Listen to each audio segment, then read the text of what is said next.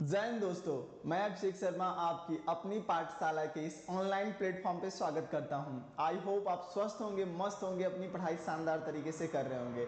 जैसा कि आप सभी को पता है कि आप लोगों के द्वारा जब PYQs की सीरीज चलाई जा रही थी, उस टाइम में बहुत सारे लोगों के द्वारा ये डिमांड किया जा रहा था कि सर आप थ्योरी की क्लासेस लेके आओ, थ्योरी की क्लासेस लेके आओ। हाँ, तो उसी के रिगार्डिंग आपके एग्जाम की को ध्यान में रखते हुए कि यार ऐसे कौन से टॉपिक है जहां से आपके एग्जाम में प्रश्न बनने की संभावना बहुत ज़्यादा है, चाहे प्रीवियस ईयर क्वेश्चन पेपर में प्रश्न वहां से आए हुए हैं। तो उन्हीं टॉपिक्स को ध्यान में रखते हुए जो हम लोग की थ्योरी की जो सीरीज चल रही है उसमें ऑलरेडी कुछ टॉपिक्स हम लोगों ने कवर कर लिया है। तो आज के इस सेशन में हम लोग मेडिवल हिस्ट्री की जो यानी मध्यकालीन भारत है,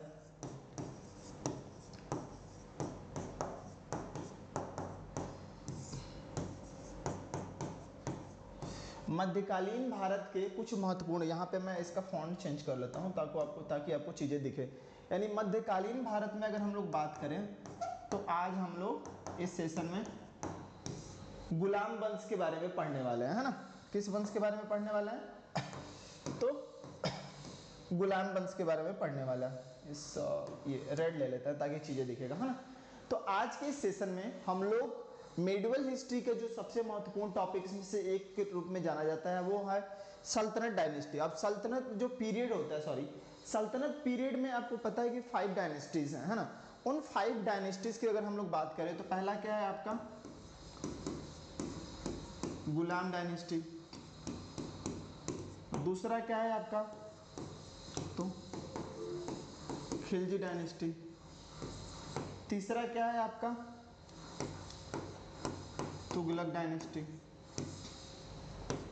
चौथा क्या है आपका तो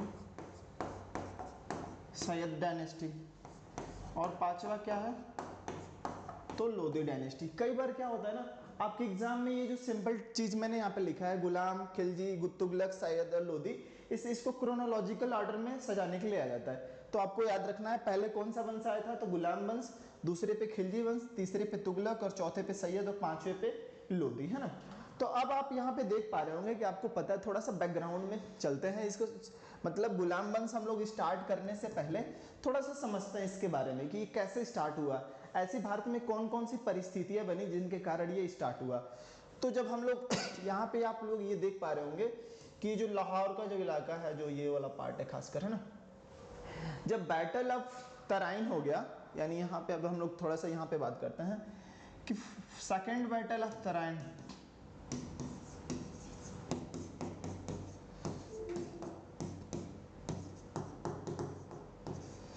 सेकेंड बैटल ऑफ जो Tarain, second battle of Tarain के बाद परिस्थितियां क्या बनी आपको, ये कब हुआ था 1192 में।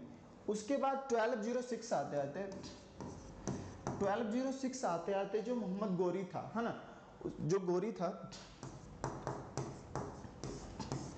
गोरी क्या हुआ अपने यानी जो भी उसके विजित प्रदेश थे उसने अपने एक गुलाम को, यानी ये जो उसका गुलाम है क्या कुतुबुद्दीन ऐबक, कुतुबुद्दीन ऐबक, कुतुबुद्दीन ऐबक को सारी चीजें यानी जो भी उसके जो विजित प्रदेश थे, यानी यहाँ पे आप देख पा रहे होंगे कि यानी जो भी इसका विजित प्रदेश था इसको किसने सौंप दिया, यानी कुतुबुद्दीन ऐबक को सौंप कर वो कहाँ चला गया जहां से आया था, यानी वो गौर प्रदेश चला गया, है ना। उसके बाद अगर हम लोग बात करें तो जब ये कुतुबुद्दीन ऐबक को वो जो विजित प्रदेश था उसने सौंप दिया, तो बाद के दिनों में बाकी के जो इसके प्रतिद्वंदी थे, है ना, चाहे यालदौज हो या कुबाचा हो, कौन कौन, यालदौज, कुबाचा या इल्तुतमिश, ये जो बाकी के जो 3 प्रतिद्वंदी आपको दिखाई दे रहे हैं, इन प्रतिद्वंदियों को अलग अलग तरीके से क्या किया, इसको इन लोगों को सेटल करके अपने आप को क्या किया, ये लाहौर से, यानी कहां से तो लाहौर से इसने क्या किया, शासन करना शुरू कर दिया, है ना, किसने कुतुबुद्दीन ऐबक ने। और जब ये लाहौर से शासन शुरू किया, यानी लाहौर को क्या बनाया इसने, राजधानी बनाया। आपको याद रखना है लाहौर को इसने क्या बनाया, राजधानी बनाया। अब लाहौर से जब ये शासन कर रहा था तो उस टाइम में जैसे क्या होता है कि जब इस्लाम में अगर बात करें कि कोई भी व्यक्ति शासक बनता है तो उसको एक वैधानिक मान्यता लेनी होती है। किससे? तो खलीफा से। खलीफा से क्या होता है? वैधानिक, सुल्तान की जो वैधानिक मान्यता होती है, सुल्तान की वैधानिक जो मान्यता होती है खलीफा से, ये कुतुबुद्दीन ऐबक नहीं लिया था, है ना। तो इसको आपको याद रखना है। उसके बाद इसके बारे में और क्या बात कर सकते हैं यहाँ पे कि कुतुबुद्दीन ऐबक से आपके एग्जाम की दृष्टि से कौन कौन से चीजें महत्वपूर्ण है जो पूछी जा सकती हैं। तो आप यहाँ पे देख पा रहे होंगे कि ये कुतुब मीनार है। क्या है? कुतुब मीनार। तो इसके न्यू की जो शुरुआत है ना, यानी न्यू डालने का काम किसने किया था? तो कुतुबुद्दीन ऐबक ने किया था। अब देखिए कुतुब मीनार से किन प्रकार के, यानी 4-5 प्रकार के प्रश्न आपके एग्जाम में बनते हैं। कैसे? कि कुतुब मीनार का न्यू किसने डाला? कुतुबुद्दीन ऐबक ने डाला। और उसके बाद इसको पूरा किसने करवाया? पूरा किसने करवाया? तो पूरा इल्तुतमिश ने करवाया। इल्तुतमिश ने पूरा करवाया, है ना। इसको बाद के दिनों में क्या हो गया कि जो इसका ऊपरी छज्जा है वो ढह गया था, यानी आकाशीय बिजली से, या वैसे बोल सकते हैं कि ये ढहने के कारण जब क्षतिग्रस्त हो गया था तो उसको कंप्लीट, उसको पूरा मतलब पुनः निर्माण किसने कराया था? तो फिरोज शाह तुगलक। किसने? फिरोज शाह तुगलक। ये चीजें आपको याद रखनी है। और एक क्वेश्चन आपके एग्जाम में कैसे बन सकता है कुतुब मीनार से, कि कुतुब मीनार कई बार क्या होता है ना, यहाँ पे आप देख पा रहे हैं कुतुब मीनार और कुतुबुद्दीन ऐबक। तो कई सारे स्टूडेंट्स को, चाहे जिनको जैसे मान लीजिए पता नहीं है, उनको ये लगता है कि कुतुब मीनार की जो ये इसने क्या है, कुतुब मीनार कुतुबुद्दीन ऐबक अपने नाम पे करवाया था, बल्कि ऐसा नहीं है। कुतुब मीनार का जो निर्माण था एक सूफी संत थे। कौन? एक सूफी संत थे। उन सूफी संत का नाम क्या था? कुतुबुद्दीन बख्तियार काकी। कौन थे वो? तो कुतुबुद्दीन बख्तियार काकी। हाँ, तो कुतुबुद्दीन बख्तियार काकी के नाम पे इसने क्या किया? कुतुब मीनार का निर्माण करवाया। इसके अलावा इसने 2 और निर्माण करवाया, 2 और मॉन्यूमेंट्स को बनवाया। कौन क्या क्या था? तो उसमें अगर हम लोग बात करें कुव्वतुल इस्लाम मस्जिद, कुव्वत उल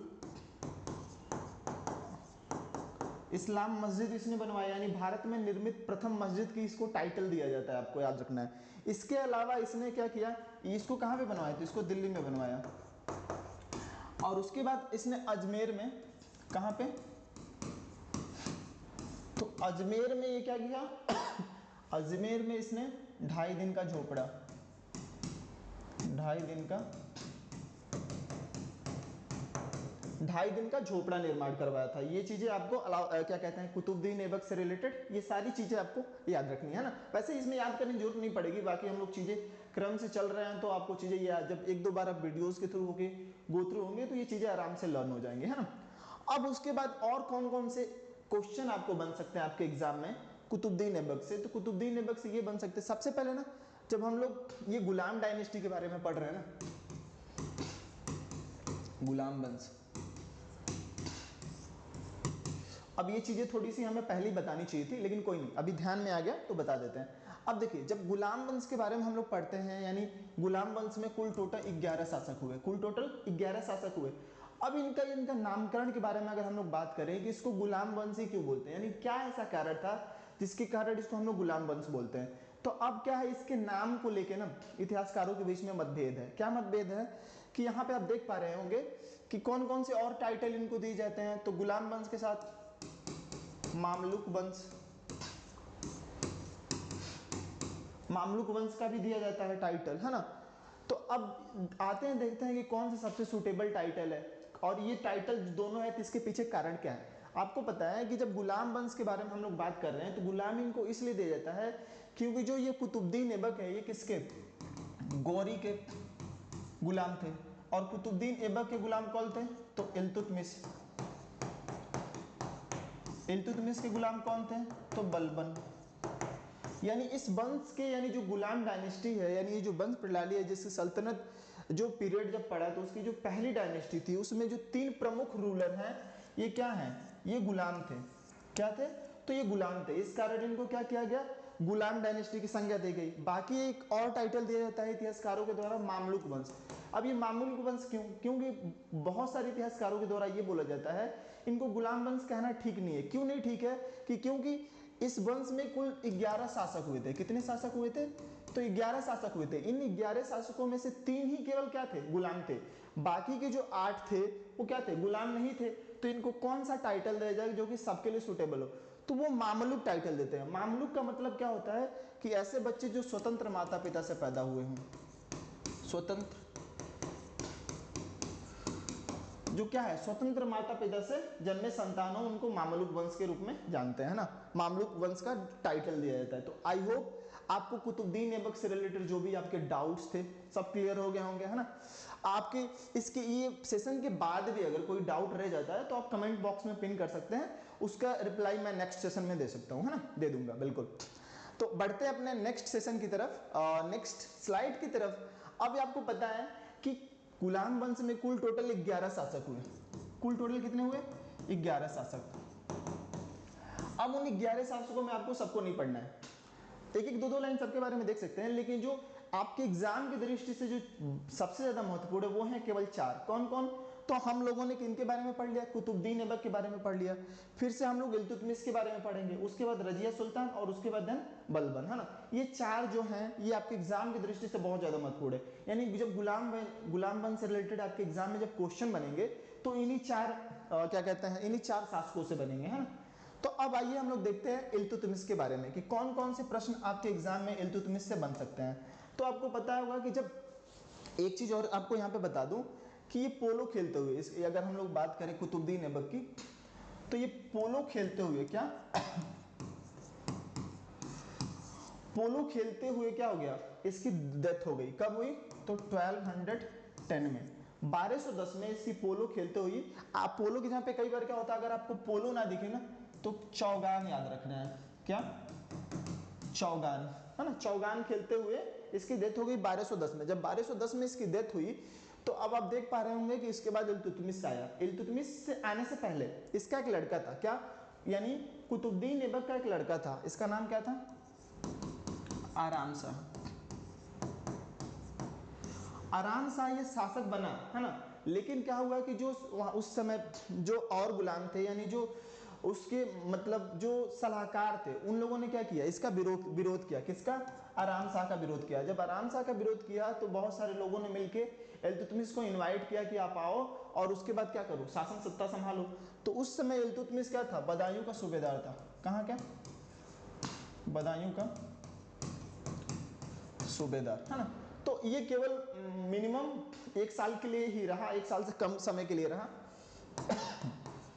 1 साल से कम, 1 साल से कम समय के लिए ये रहा। कौन? आराम शाह। इसको ऐसा याद रख सकते हैं कि आराम से, यहाँ पे आप ये रूट वर्ड याद रख सकते हैं कि आराम से आया, आराम से चला गया, है ना। अब इसके बारे में देखते हैं, इल्तुतमिश के बारे में देखते हैं। तो कई बार ना आपके एग्जाम में, मतलब कई बार आपके जो बुकें आप पढ़ रहे हैं उनमें कई सारे किताबों में इसका जो टाइम पीरियड है 1210 देता है। 1210 से 1236, और कई सारी किताबों में 1211 देता है। तो ये इसीलिए थोड़ा सा कंफ्यूजन है, क्योंकि ये जो आराम सा है ना, ये मतलब अराउंड 1 साल इसने शासन किया था, है ना। तो ये इससे आपको कंफ्यूजन नहीं होना है। वैसे इस टाइम पीरियड से वैसे क्वेश्चन आपके बनने वाले नहीं है ना, तो उस चीज के लिए एकदम रिलैक्स रहो। अब बढ़ते हैं इल्तुतमिश के बारे में। इल्तुतमिश से कौन कौन से प्रश्न बन सकते हैं आपको? अब जैसा कि मैंने बताया कि कुतुबुद्दीन ऐबक ने क्या किया था? कुतुबुद्दीन ऐबक ने ये जो लाहौर था, यानी लाहौर इसने क्या किया? राजधानी बनाई। इसने क्या किया? लाहौर राजधानी बनाया था। लेकिन जब इल्तुतमिश बना तो इल्तुतमिश ने क्या किया? दिल्ली को राजधानी बनाया। किसने? तो इल्तुतमिश ने।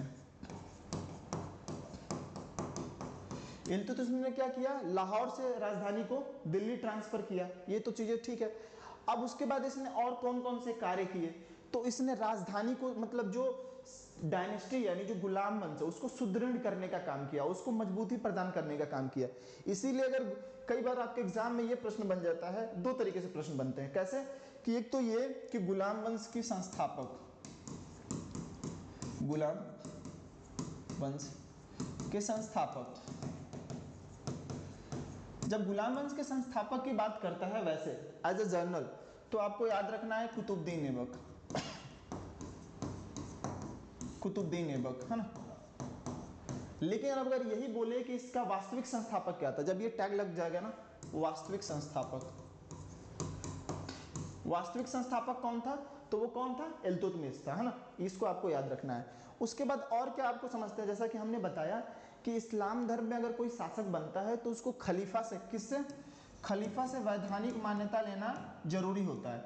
अब आपको पता है कि जो कुतुबुद्दीन ऐबक था उसने खलीफा से वैधानिक मान्यता नहीं लिया था, लेकिन इल्तुतमिश क्या था, इल्तुतमिश ने 1229 में इसने बगदाद के खलीफा, किससे, बगदाद के खलीफा से, बगदाद के खलीफा से किसने क्या लिया, सुल्तान का टाइटल लिया, सुल्तान का ये पद की ये वैधानिक मान्यता इसको प्राप्त हुई, किसको, तो इल्तुतमिश को। अब इसके बारे में आपको जैसे मैंने बताया था यहाँ पे कि यहाँ पे देख पा रहे हैं कि ये जो गोरी का गुलाम कौन था, कुतुबुद्दीन ऐबक, और कुतुबुद्दीन का गुलाम कौन था, इल्तुतमिश। इसीलिए कई बार क्या होता है कि इल्तुतमिश को, ये इल्तुतमिश को एक और संज्ञा दी जाती है, क्या, तो गुलामों का गुलाम, गुलामों का, गुलामों को गुलाम के रूप में भी संज्ञा दी जाती है। उसके बाद अगर हम लोग बात करें तो जैसा कि मैंने बताया कि कुतुब मीनार का निर्माण, जो नींव रखने का काम किया वो कुतुबुद्दीन ऐबक के द्वारा किया गया, लेकिन अगर इसको पूरा करवाने का काम उसको श्रेय किसको जाता है, तो इल्तुतमिश को जाता है।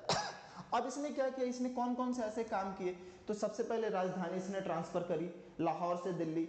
उसके बाद इसने क्या किया कि तुर्काने चहलगानी, तुर्काने चहलगानी यानी एक 40 सरदारों का एक ग्रुप बनाया, जो क्या थे, इनके साम्राज्य को, इसकी जो व्यवस्था थी उसको सुदृढ़ यानी मजबूती प्रदान करे, है ना। और ये ऐसे लोगों को बनाए जो इनके क्या थे, विश्वास पात्र थे, है ना, ताकि किसी भी प्रकार की षड्यंत्र का शिकार ना हो जाए, है ना। अब इसके बाद इसने और कौन कौन से काम किए, इल्तुतमिश से और कौन कौन से चीजें आ जाती हैं, तो इसने चांदी और, यानी चांदी और जीतल, ये सिक्का इसने जारी किया। अब इसके बाद और कौन कौन से इससे प्रश्न आपके एग्जाम में बन सकते हैं इल्तुतमिश से, देखें तो अभी के लिए तो ये सारी चीजें आई थिंक क्लियर हो गई होंगी आपकी, है ना। बाकी अभी जब चीजें और आगे जब हम लोग रजिया सुल्तान के बारे में पढ़ेंगे तो और चीजें देख लेंगे, है ना। तो आई होप ये सारी की सारी चीजें क्लियर हो गई होंगी आपकी। अब बढ़ते हैं हम लोग क्या, रजिया सुल्तान की तरफ। तो जब ये कुतुबुद्दीन ऐबक के बाद इल्तुतमिश बना, इल्तुतमिश के बाद देखते हैं तो इल्तुतमिश के बाद उसका जो लड़का था, है ना, रुकनुद्दीन, वो कुछ समय के लिए बना था, लेकिन बाद में जैसे आराम से आया था, मतलब कुतुबुद्दीन ऐबक और इल्तुतमिश के बीच में कुछ टाइम पीरियड के लिए जैसे आराम से आया था, वैसे ही इल्तुतमिश और रजिया सुल्तान के बीच में कुछ टाइम पीरियड के लिए क्या आया था, रुकनुद्दीन आया था। तो उसके बाद ये 1236 से 1240 तक ये रजिया सुल्तान रही।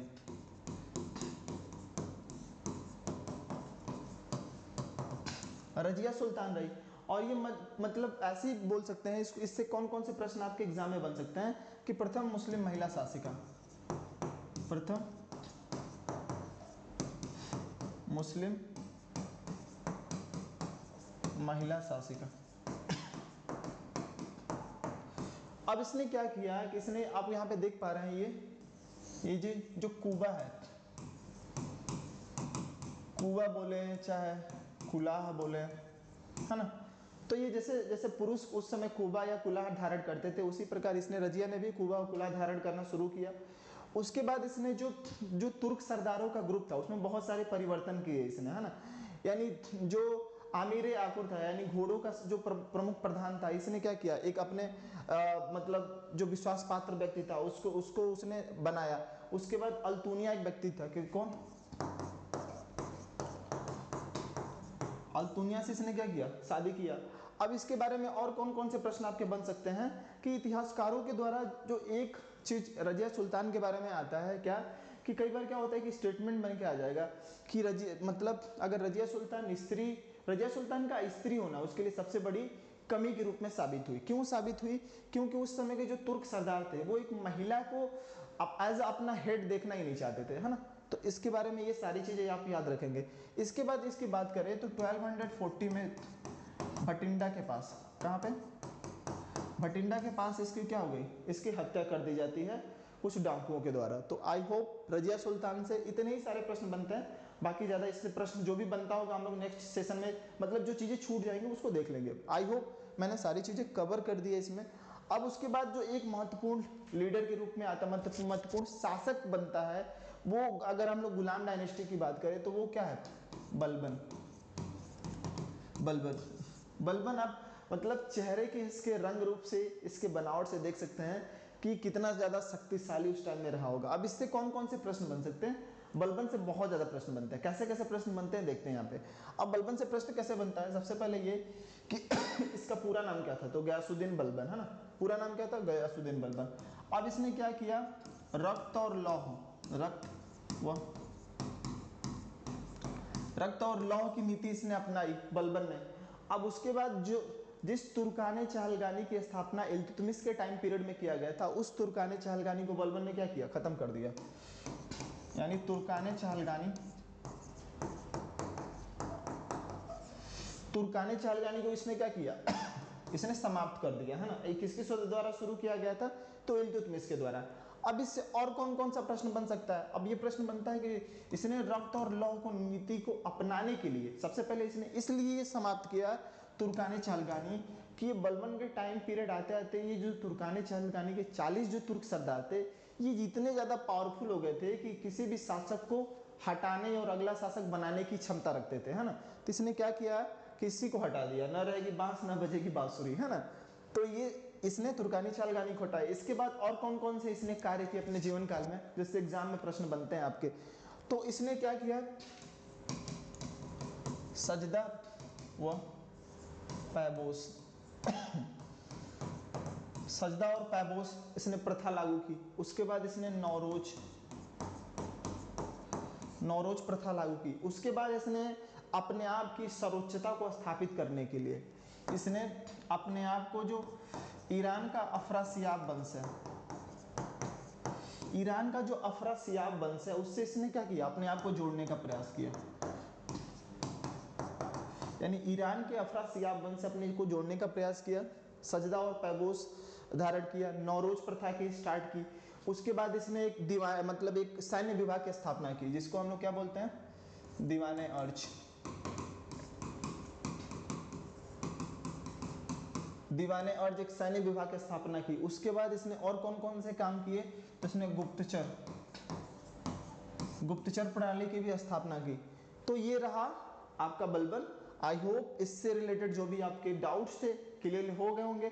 और इसके अलावा भी जैसे कुछ पॉइंट्स छूट जाते हैं, कोई भी आपको जानकारी छूट जाती है, जैसे कि आप PYQ या MCQ सॉल्व कर रहे हैं, बलबन से रिलेटेड कोई भी चीजें छूट जाती है, तो आप कमेंट बॉक्स में पिन कर सकते हैं, उसको देख लिया जाएगा और उसके बाद नेक्स्ट सेक्शन में मैं उसको लेके आऊंगा और आपका रिप्लाई दे दूंगा, है ना।